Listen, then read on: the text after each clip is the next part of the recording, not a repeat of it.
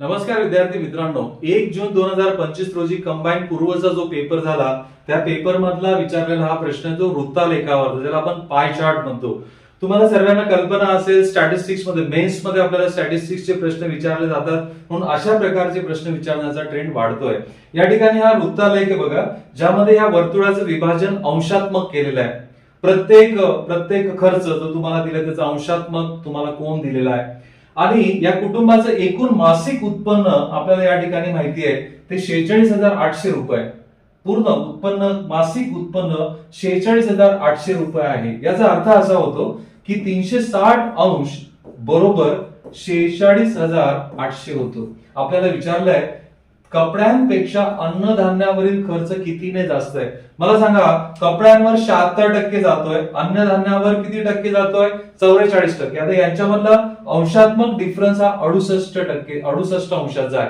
तर 68 अंश म्हणजे किती ते आपल्याला शोधायचं आहे. इथून आपण तिरकस गुणाकार करून उत्तर काढू शकतो. बघा, या ठिकाणी मी या बाजूला घेतोय. बघा, 46,800 गुणिला 68 भागिला 360. चला भाग देऊ आपण. 0 0 कॅन्सल. 36 चा पाडा म्हणा. 36 1 36, 36 1 36. 46 मधून 36 गेले, उरतील 10. 108.